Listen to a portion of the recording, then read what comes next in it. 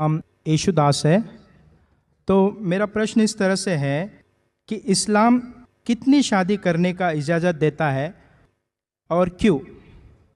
Brother asked the question that how many marriages are permitted in Islam and why, referring to the polygamy. मतलब मैं जानना चाहता हूँ कि कुरान के अनुसार में सही में कितना होना चाहिए और कितना नहीं होना चाहिए। According to the Quran, how many marriages can you do? As far as the woman is concerned, according to Surah Nisa, chapter number 4, verse number 20 to 24, a married woman cannot marry again, so women should have only one husband maximum. As far as the other is concerned, Quran says in Surah Nisa, chapter number 4, verse number 3, marry women for choice in 2s, 3s or 4s, but if you can't do justice, marry only one. You can marry 2, 3 or 4, but if you can't do justice, marry only one. This statement, marry only one if you can't do justice, is only given in the Quran. There is no other scripture on the face of the earth which says marry only one besides the Quran. If you read the Ramayana, if you read the Mahabharata, you can marry as many wives as you want. If you read Ramayana, the father of Ram, how many wives he had? He had more than one wife. Krishna, if you read Mahabharata, how many wives he had? 2, 4, 10,000, 10,000, 16,108 wives. So when Krishna can have 16,108 wives, so why can't we Muslims have up to 4? If you read the Bible, in the Old Testament as the New Testament, you can marry as many wives as you wish. Solomon had 700 wives. Abraham had 3 wives according to the Bible. It is the church which put up a limit. Christians should marry only one. It is Rabbi Ben Shimgan Houda who passed a synod that Jews should marry only one.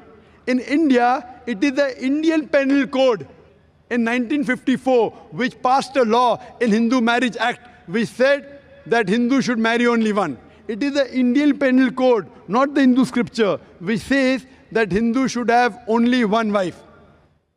Let's analyze what are the reasons that Islam gives permission for a man to have more than one wife. Marrying more than one wife is not compulsory in Islam, it's optional. But if you marry more than one wife, you should do justice between your wives.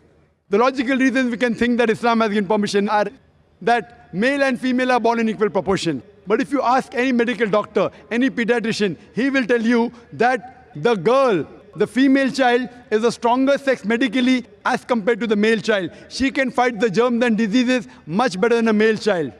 So more female children are alive as compared to male children. As life goes on, there is death due to war, due to accident, due to cigarette smoking, due to alcohol. In all these cases, more male are dying as compared to female. So today in the world, there are more females in the world as compared to males.